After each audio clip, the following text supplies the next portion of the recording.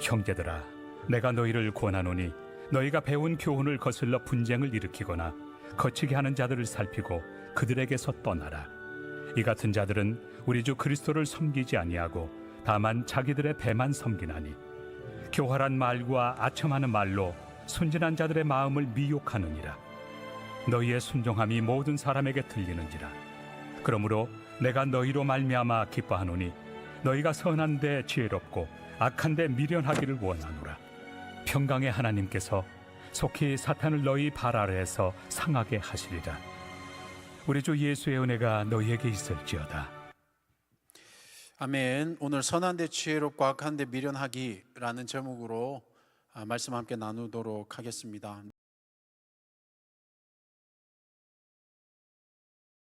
느낌 오시죠? 어떤 내용일 것 같은 그런 느낌. 우리 지호수가 선한데 지혜롭고 악한데, 이게 원래 이게 랩도 있지 않나요? 선한데는 지혜. 요 노래가 20년 됐습니다, 이 찬양이. 그리고 아까 전에 제일 첫 번째 했던 곡이 뭐였죠? 거룩하시나. 요거 찬양이 40년 됐습니다. 예, 해 아래 새 것이 없죠. 네, 시간이 지나면. 그러니까 여러분들이 제 설교도 듣던 거 또 들어도 새로울 수 있으리라고 믿고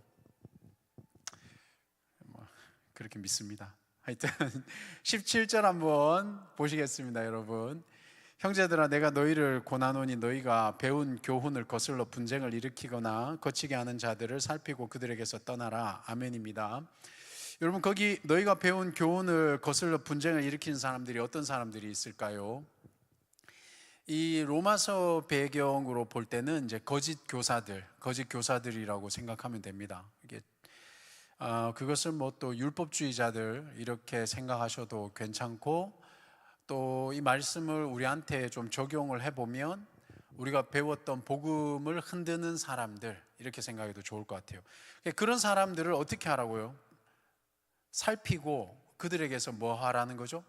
떠나라라는 겁니다. 사랑하는 성도님들, 사랑하는 여러분, 여디디아 여러분, 우리가 이것이 참 중요합니다. 분별할 수 있는 능력이 있어야 되는데, 이번 주에 제가 지금 왔나? 저 오늘 이번 주 오기로 했는데 한 분 신방을 했는데 온다고 했는데 일이 있어서 못 왔나 보네요.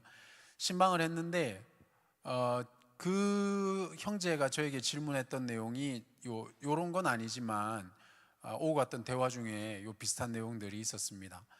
지금 특히 이제 이 시대에는 그 어떤 정보들이 너무 많잖아요, 그렇죠?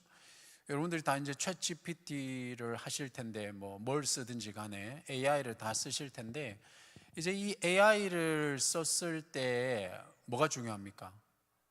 그 얼마 전, 몇 달 전까지만 해도 AI를 쓰냐 안 쓰냐 이게 중요했는데, 지금은 AI를 썼을 때 이 AI의 정보가 얼마만큼 내가 알고 있어서 검증되어지느냐, 요게 제가 쓰는 쪽은 그렇습니다. 물론 이제 뭐 프로그래머라든가 이런 사람들은 또 뭐 어떨지는 잘 모르겠어요. 그쪽은 제가 안 해봐서. 지혜가 있으면 저에게 알려주십시오. 그럼 제가 또 설교 때 한번 나누도록 하겠습니다. 제가 쓰는 쪽은 대부분은 어찌됐건 글을 쓰거나 글을 확인하는 이런 쪽이잖아요. 학문 쪽이니까 이게 정보가 너무 많기 때문에 이 정보의 이 진위를 분별하는 게 너무 중요하단 말이죠. 이게 이제 능력인 겁니다. 그래서 저는 그것을 공부가 필요하다 이렇게 표현을 하고 싶습니다. 어떤 많은 내용들이 있지만 그것을 공부할 수 있는 학습 능력이 필요한 거죠. 학습 능력이 있어야지만이 이 내용이 옳은지 틀린지 어쩐지 이걸 분별할 수가 있잖아요. 마찬가지입니다, 여러분. 살피고 그들에게서 떠나라 라고 했는데, 교회 공동체 안에서도 우리가 많은 정보들이 있을 수 있고 또 많은 얘기들이 있을 수 있습니다. 그런데 그 내용을 어떻게 살피고 떠날 수 있을까요? 우리 학습 능력이 있어야 되는 거겠죠. 그렇게 생각하시면 좋을 것 같습니다. 18절입니다. 이 같은 자들은 우리 주 그리스도를 섬기지 아니하고 다만 자기들의 배만 섬기나니 교활한 말과 아첨하는 말로 순진한 자들의 마음을 미혹하느니라. 여러분, 이 학습 능력이 왜 중요하냐 하면 알지 못합니다. 알지 못해요. 알지 못한데 그것이 드러났을 때는 이미 피해를 입었을 경우가 많죠. 이러한 그 분쟁을 일으키는 자들은 18절에 보니까 그리스도를 섬기지 아니하고 다만 어떻게 했다고? 자기들의 배만 섬겼다는 거죠. 자기들의 배를 섬겼다는 게 뭐예요? 이 배를 섬기는 게 무슨 뜻일까요? 그러니까 겉으로는 하나님의 이름을 들이대지만 그러나 실상은 하나님의 이름으로 자기의 이익을 취했다라는 게 자기 배만 섬긴다라는 거죠. 이렇게 놓고 보면 우리도 많은 부분 살펴야 될 게 있습니다. 우리가 하나님의 이름으로 혹은 예수님의 이름으로 많은 일들을 행하는데 근데 그것이 나의 하나님의 의가 드러나는지 아니면 나의 이익이나 나의 의가 드러나는지 살펴볼 필요가 있겠죠. 그리고 또 그들은 교활한 말과 아첨하는 말로 순진한 자들의 마음을 미혹한다 이렇게 되어 있잖아요. 그러니까 사실 이 이단이나 거짓 교사들 뿐만 아니라 우리가 다시 한번 거듭해서 말씀드리지만 주의 이름으로 다양한 현장에서 이렇게 자기 배를 불리는 일들을 할 수 있다라는 것이 경각심이 일으켜야 되는 거죠. 결론에 가서 제가 한 번 더 말씀드리겠지만 실제로 우리 대부분의 우리 교회 안에 있는 우리는 예수님의 이름으로 활동을 합니다. 근데 제가 이제 지난 세월 동안 한 1, 2년 동안 여러분에게 거듭해서 말씀을 드렸었지만 우리가 그렇게 표현하고 있지만 우리도 우리를 분별하지 않으면 지혜가 없으면 정말 이게 하나님의 영광을 위해서 하고 있는 건지 아니면 나의 이게 취미 생활인지 그 구별하기가 쉽다 어렵다? 어렵다는 거죠. 어렵습니다. 그래서 오늘 이 목사님 담임 여기 우리 어디 있지? 저 위에 있나? 내가 자지 않았다라는 것을 증명하기 위해서 제가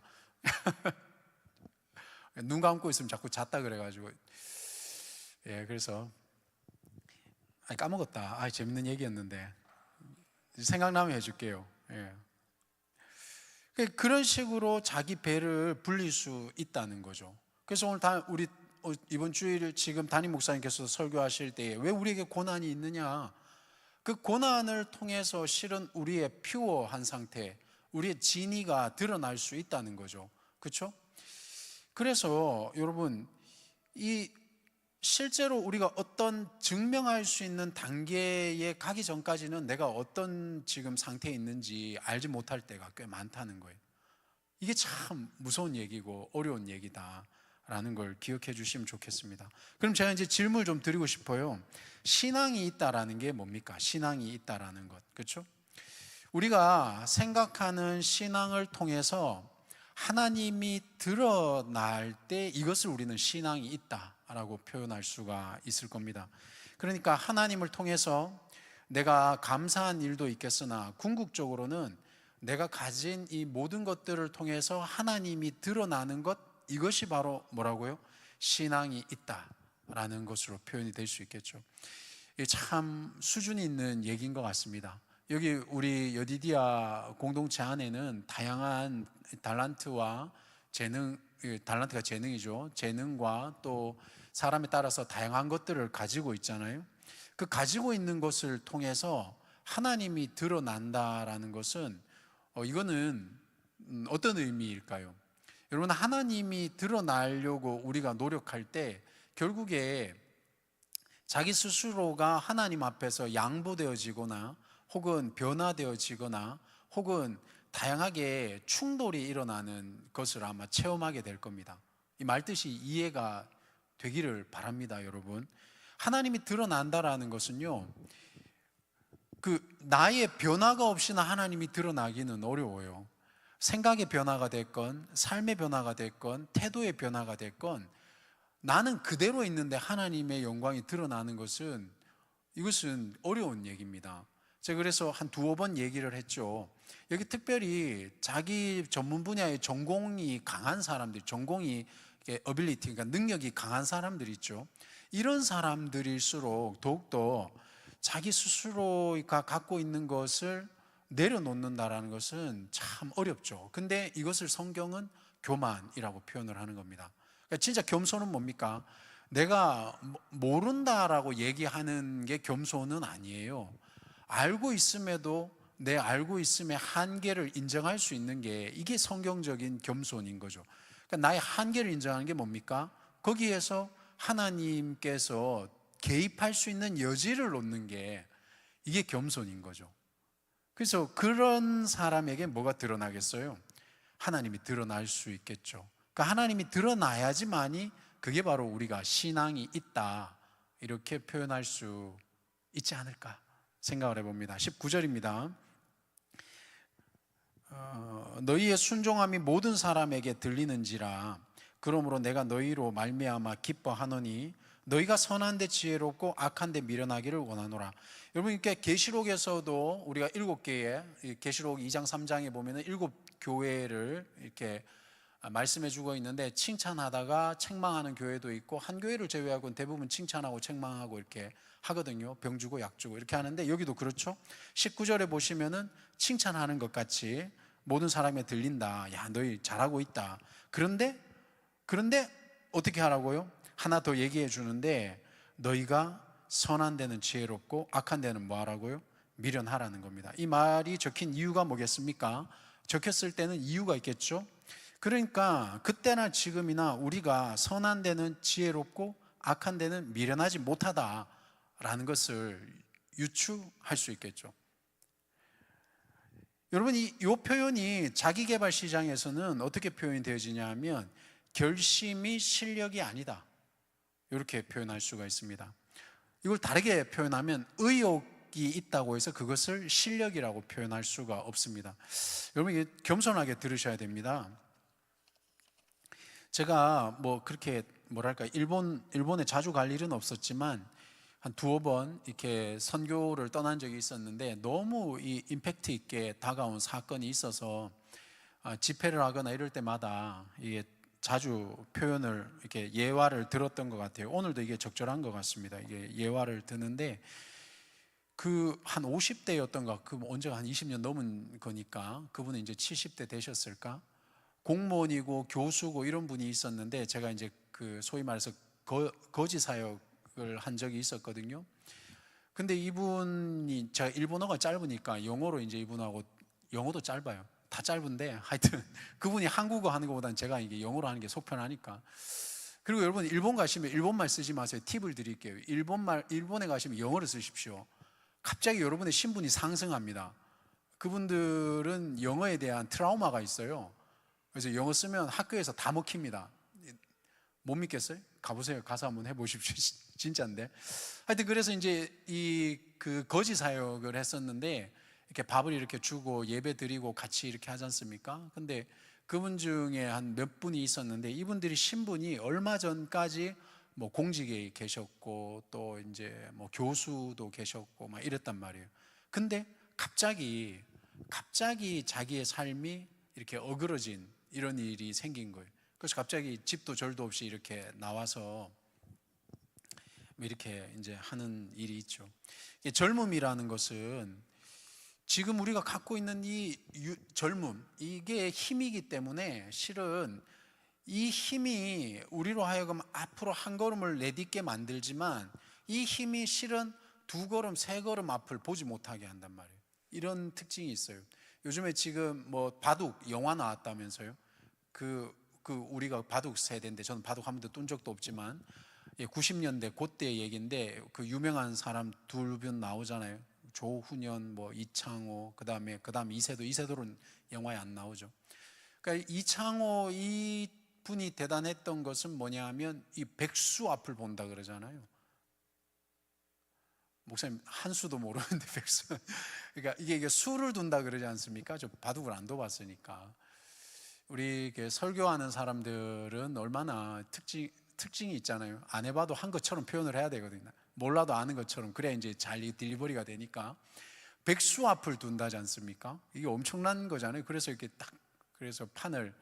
이창호 씨는 뒤가 강한 사람인 거예요. 조훈현 씨 같은 경우는 공격, 앞이 강한 사람이고. 그러니까 이 둘은 완전히 성향이 다르죠. 성향이 다른데 이 조훈현 씨가 이게 조훈현 이거 수영인데 이름 정확하게 기억이 안 나. 하여튼 이 조 씨의 이 조 프로가 이분이 스승이지 않습니까? 예, 스승이거든요. 그러니까 이게 두 성향이 다르니까 좀 아무래도 뭐 이게 어떻겠어요? 어려웠겠죠. 우리의 젊음이 실은 백수 앞을 볼 수 있다면 얼마나 좋겠습니까? 볼 수 없다는 거예요. 제가 바라기는 매번 설교를 하지만 이러한 설교가 마치 지금 알아들으면 제일 할렐루야이지만 알아듣지 못하더라도 언젠가 이렇게 차곡차곡 쌓였던 이것이 다 퍼즐처럼 맞춰져서 깨달음으로 여러분들의 삶에 조금이라도 도움이 됐으면 좋겠다 라고 제 앞가름도 못하면서 여러분에게 부탁을 드립니다. 자, 이렇게 결심이, 제가 아까 말씀드렸던 건 결심이 실행이 되기 위해서는, 이거 제가 결심이 실력이 아니다라고 표현드렸잖아요. 그러면 결심이 실력이 되기 위해서, 결심이 실행이 되기 위해서는 뭐가 필요하겠습니까? 보편적으로 연습과 훈련이 필요하다, 이렇게 표현을 합니다. 그러니까 제가 여러분들에게 드릴 수 있는 최고의 설교는 어떤 걸까요? 제가 이렇게 전달하는 이 말이 실천이 되어지는 것, 다르게 표현하면 삶으로 보여질 수 있는 것, 이게 이제 최고의 설교 아니겠습니까? 그렇죠? 어제 이제 제자 양육이 진행되고 있었는데 한 양육자의 피드백이 좋은 예가 될 것 같아 좀 소개를 드리도록 하겠습니다. 이제 동반자가 되어가지고 교육을 받고 난 다음에 양육자가 되어서 제자 양육을 진행하는 그 진행을 한 거죠. 그래서 진행이 끝나고 난 다음에 그 양육자하고 대화를 했는데 요런 표현을 쓰더라고요. 그러니까 훈련을 시키려고 하니까 더 준비할 것이 많이 보였다, 이런 피드백을 주더라는 겁니다. 이게 정확한 피드백이죠. 정확한 대답입니다. 여러분, 우리가 배운 것들을 삶에서 실천하려고 하고 삶으로 살아내려고 하면 그때 진짜 뭘 해야 될지 아는 겁니다. 왜 우리가 들었던 수많은 설교들이 이게 왜 우리에게 어떤 피드백을 주지 못하고 우리에게 능력이 되지 못하느냐? 실은 그것은 그냥 소리로 듣고 끝났거나 이렇게 정보를 듣고 끝났으니까. 그죠? 내가 그 많은 정보를 안다고 해서 내가 그런 사람은 아니잖아요. 이게 정말 중요한 거거든요. 그래서 우리가 삶으로 살아내려고 할 때 그때 뭐가 되죠? 말씀이 실제가 되는 겁니다. 그래서 이게 잘 들어주셔야 돼요. 감성이 풍부한 사람들은 이제는 그 감성이 삶으로 연결되는 이것에 대한 고민이 필요한 겁니다. 그래서 이 앞에서 막 우리가 예배에 감격하고 예배 때 막 벌쩍벌쩍 뛰고 이랬던 것이 삶에 가서 무너지는 이유가 뭐겠습니까? 그것을 실패했다라고 생각하지 마시고, 이게 내 삶에 적용되어지려고 하니 그때서야 비로소 실제적인 어려움에 난관에 부딪혔구나, 이렇게 이해하시면 됩니다. 그래서 여전히 불신자는 이렇게 얘기를 하죠. 선한 데는 미련하고 약한 데는 지혜롭죠. 여전히 신앙이 없는 사람들은 선한 데는 미련하고 지혜로운 데는 약하죠. 그런데 신자가 되었다라면 어떻게 해야 되겠습니까? 여전히 선한 데 미련하고 약한 데 지혜롭다면 우리는 이 말씀을 실제로 안 살아내고 있다라고 보시면 되는 겁니다. 그러니까 저나 여러분들이나 우리의 어른들이나 여러분들이나 똑같이 그거 뭐 교회에서나 하는 얘기지 라고 말한다면 그건 뭐겠습니까? 선한 데는 미련하고 악한 데는 지혜롭고 여전히 우리는 말씀을 삶 속에 살아내지 않고 있다, 이거죠. 아주 중요한 질문입니다. 그래서 성령으로 이끌리든 훈련으로 변화를 이끌어내든 중요한 것은 뭡니까? 우리가 믿는 진리가 있다면 그것을 살아내고자 자신을 훈련시켜야 된다. 이게 여기에 선한 데는 지혜롭고 악한 데는 미련하라 라는 말씀에 조금 더 한 발 더 들어간 내용입니다. 그래서 이 미련하다라는 건 뭐냐? 내가 적었는데 왜 모르겠지? 아킬라이우스라는 단어입니다. 헬라어로는 아킬라이우스라는 단어인데 이게 영어로 버전을 보면 심플 이렇게 되어 있거든요. 뭐가 심플할까요? 미련하다, 악한 데는 미련하다, 악한 데는 심플해라. 이게 뭐겠습니까? 섞이지 마라. 악한 데는 섞이지 말고 섞이지 않는 것, 이렇게 의역을 할 수가 있겠죠. 그래서 여러분, 주님의 이름으로 권면을 드립니다. 선한 데는 지혜로우시고 악한 것과는 섞이지 마세요. 이게 정말 중요합니다. 그래서 우리 주변에 함께 이 신앙을 지킬 수 있는 사람이 있다라는 것, 있을 수 있다면 이게 얼마나 복인가 그걸 깨달아야 되는 겁니다. 그리고 제가 결론에 시간이 좀 되면요 더 말씀을 드리겠지만 혼자서 신앙생활 하는 것은 편한 거지 건강한 건 아닙니다. 그래서 섞이지 않으시려면 내가 노출되어져야 되고 내가 드러나야 되는 이 불편함이 있어야 된다. 20절입니다.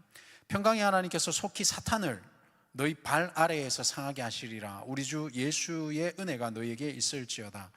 아멘입니다. 여러분, 여기 이 사탄을 발 아래 둔다는 것은 창세기 3장 15절에 이걸 이제 조금 어려운 표현으로 원시복음 이렇게 표현하는데, 이것이 하나님께서 궁극적으로 승리하는 것, 그러니까 예수께서 십자가에서 못 박히시면서 사망 권세를 이기셨잖아요. 그게 사단의 머리, 뱀의 머리를 짓밟았다. 이렇게 이제 성경에서는 보편적으로 우리가 이해하고 있습니다. 그래서 이게 의미가 뭡니까? 바울은 이렇게 교회에서 일어나는 이런 일들을 지금 사탄을 너희 발 아래에서 상하게 하시라는 것은, 이거는 바울이 지금 교회에서 일어나고 있는 일을 영적으로 해석하고 있는, 혹은 영적인 영역으로 보고 있는 것을 지금 이렇게 표현을 하고 있는 겁니다. 이 말이 사실이죠. 여러분, 우리가 지금 이 교회 안에서 일어나고 있는, 우리 공동체 안에서 일어나고 있는 이것은 실제로는 영적인 싸움인 겁니다. 그래서 제가 그걸 좀 영적인 것인데 좀 풀어서 설명하면 이렇습니다. 이 사역을 하고 있는 이 모든 영역들이 영적인 싸움이다. 우리 뭐 예배 때 들어와서 일단은 눈 감고 귀 닫는 것, 이거 영적인 일인 겁니다. 그리고 또 만일에 사역자가 맨날 하는 게 예배잖아요. 그런데 사역자가 예배에 은혜가 없고 내가 하고 있는 이 예배의 행위가 직업이 되는 것, 이 영적인 싸움인 겁니다. 찬양팀이 찬양에만 관심이 있고 예배에 관심 없는 것, 이거 영적인 싸움이죠. 음향, 기술, 자기가 맡겨져 있는 그런 테크놀리컬한 부분에만 관심이 있고 예배에 관심 없는 것, 이거 영적인 싸움인 겁니다. 목자가, 이게 지금 90년대 이랬었거든요. 자기가 하고 있는 일의 프로가 되자, 이게 영적인 거다, 이게 삶의 예배다, 뭐 이렇게 표현을 했거든요. 이게 돌고 돈다고 한쪽으로, 이게 해겔이 그랬잖아요. 정반합 아닙니까? 한쪽으로 치우치면 나머지 한쪽이 비게 돼 있거든요.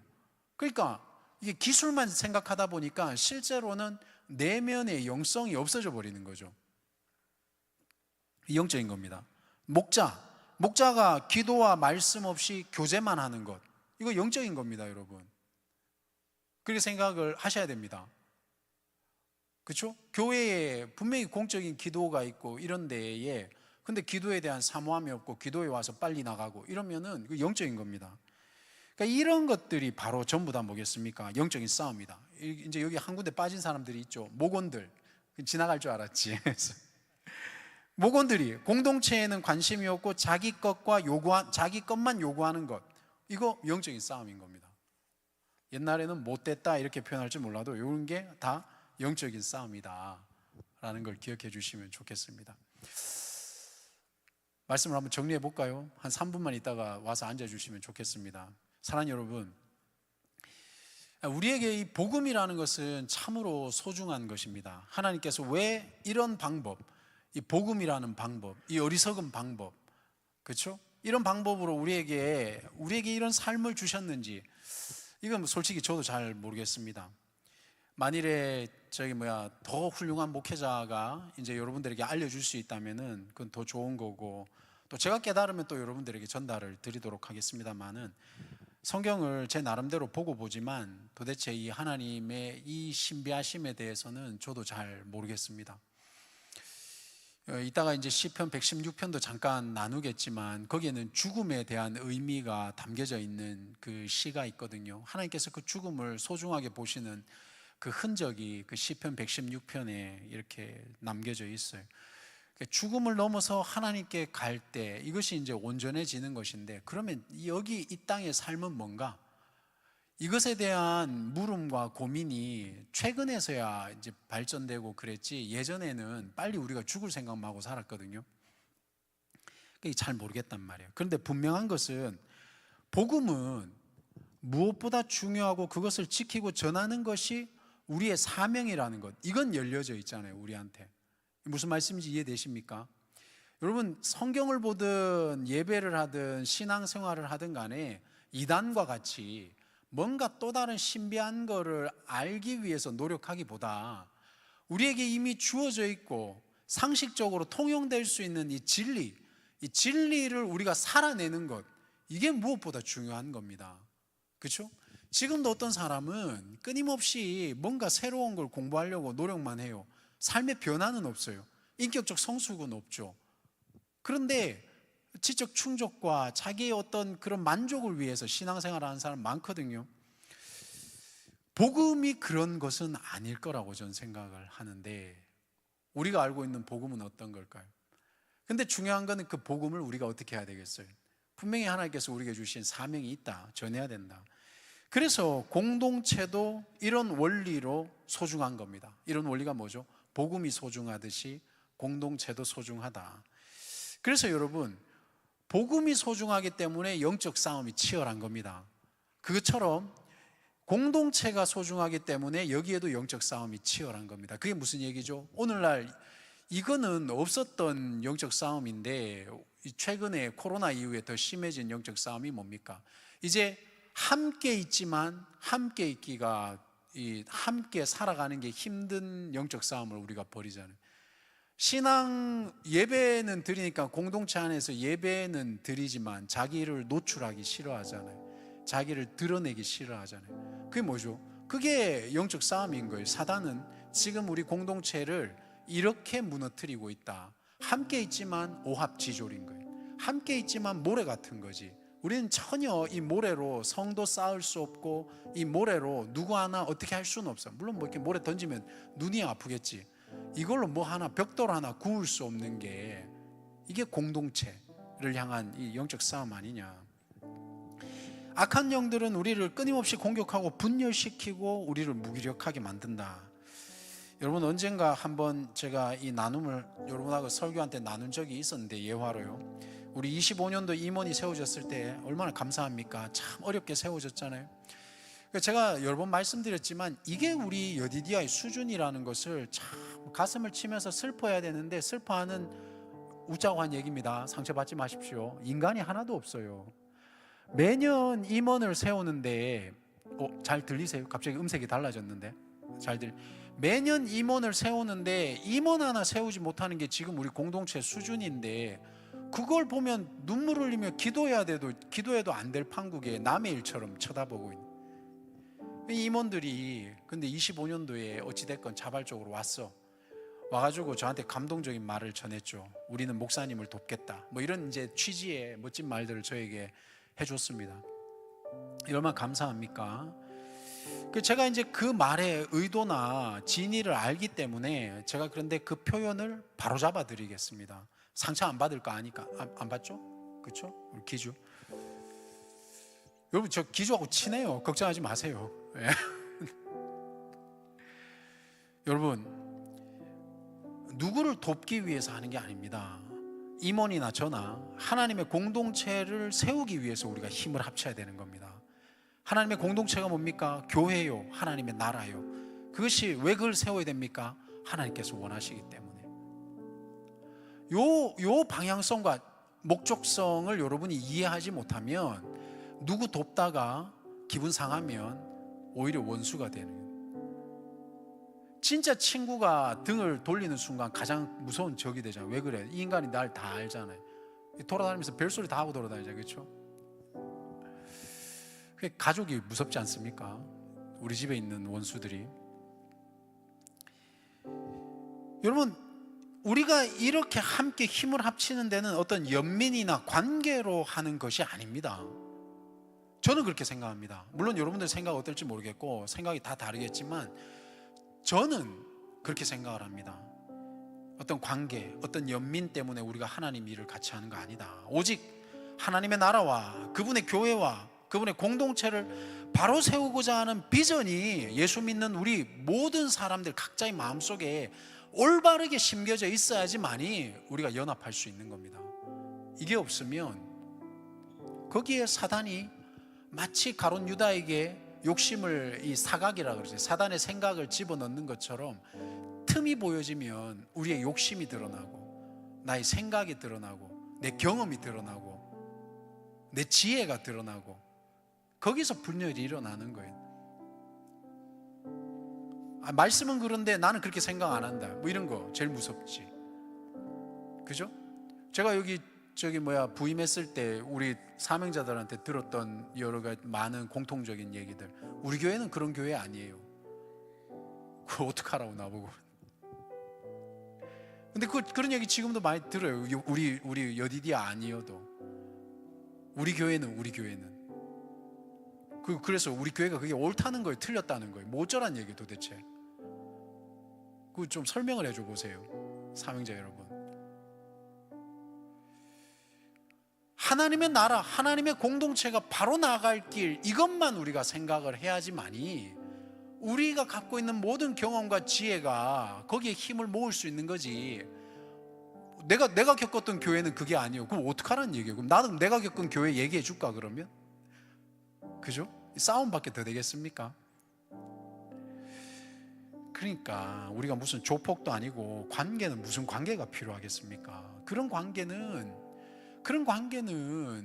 언제든지 이 판을 깰 수 있다. 내 이익이 조금만 달라져도, 내 경험만 달라도, 그죠? 그래서 다음 주부터 고난주간에 우리가 특별 새벽 예배를 드립니다. 이때 제가 이제 지오스한테 우리 교회에서, 우리 청년부에서 찬양팀을 섬겨줬으면 좋겠다, 하루 이런 부탁이 있어서, 그래서 이제 우리 지오스 임원을 통해서 지오스에게 제가 그 의사를 물었습니다. 이제 답장이 왔죠.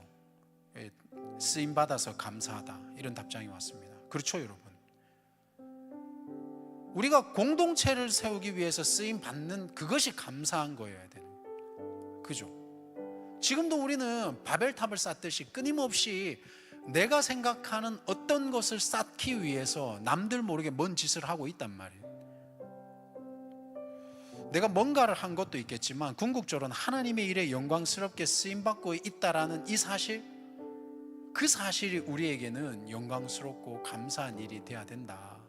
이게 정말 중요한 겁니다.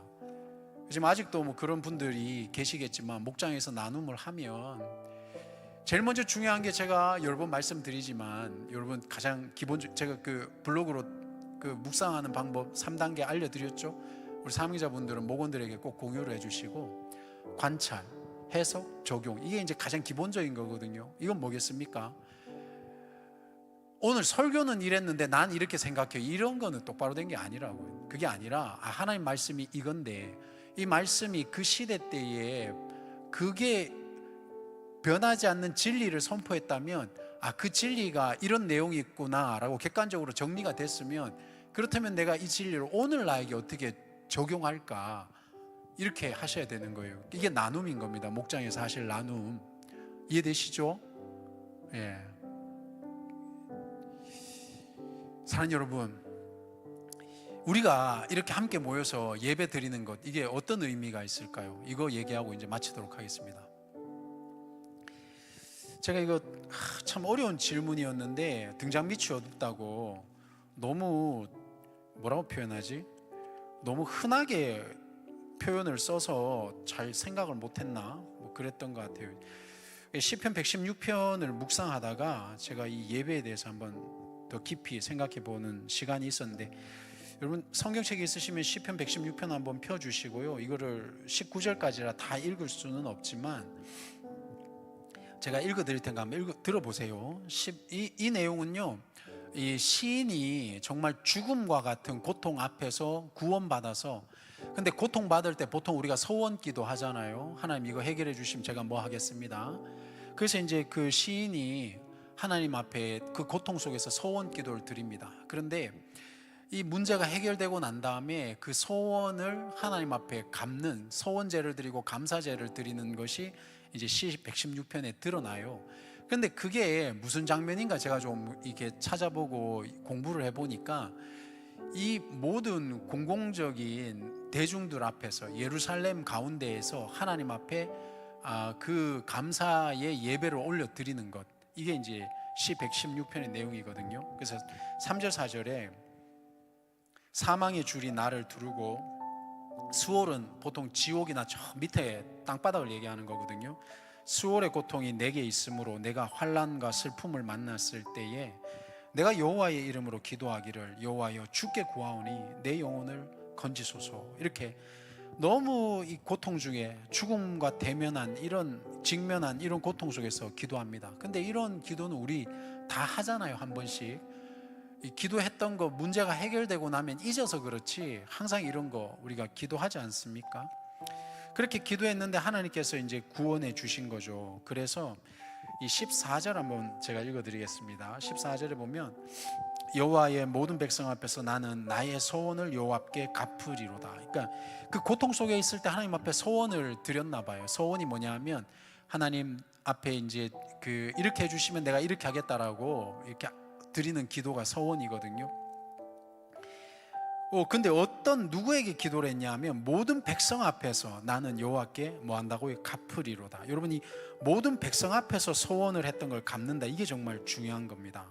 18절에 보시면 기억하시고 내가 여호와께 소원한 것을 그의 모든 백성 앞에 보이는 앞에서 내가 지키리로다. 다시 반복해서 고백하고 있죠. 뭐 한다고요? 모든 백성 앞에서.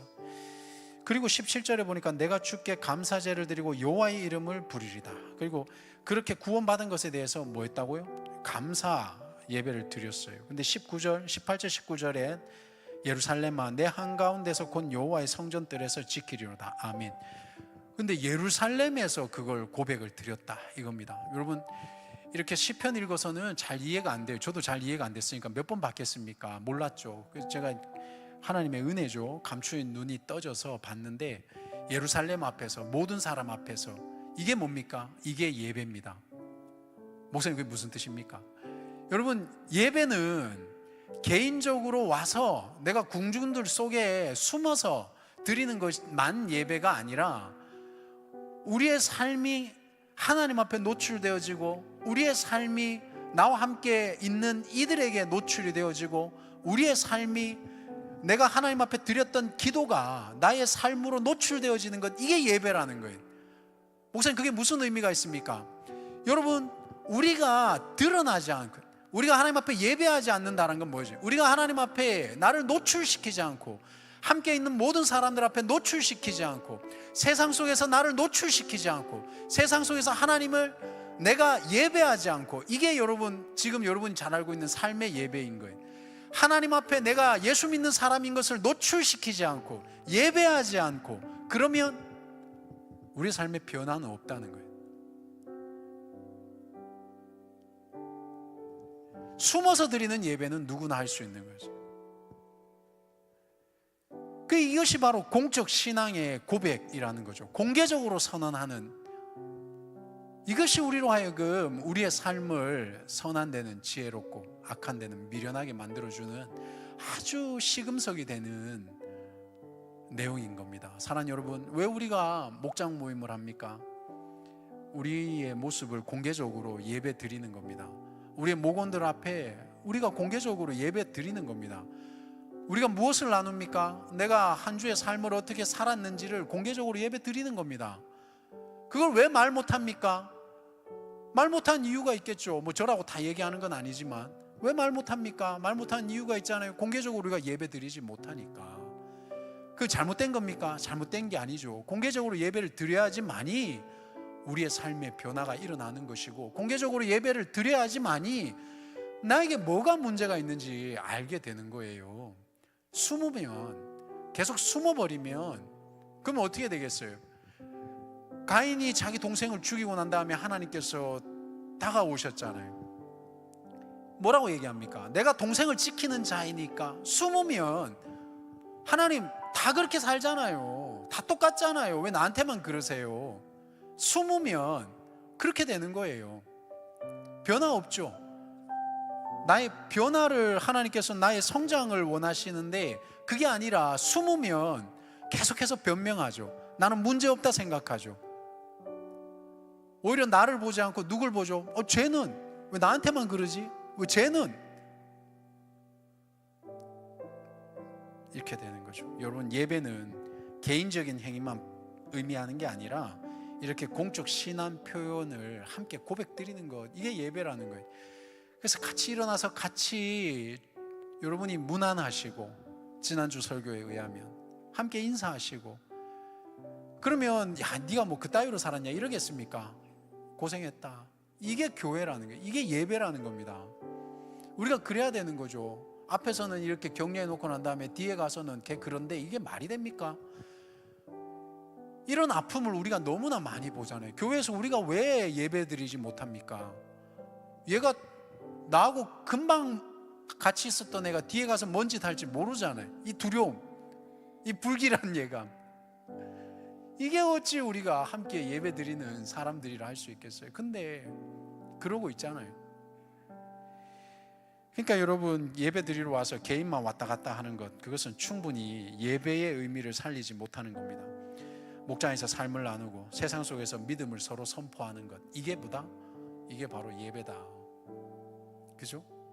사랑하는 여러분, 그렇게 살면서 선한 데는 지혜롭고 악한 데는 미련하기를 우리 주님의 이름으로 축원드립니다.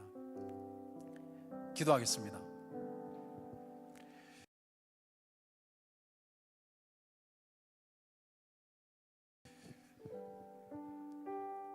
하나님 감사합니다. 우리 여디디아를 통해서 예배 받으시는 주님을 찬양합니다.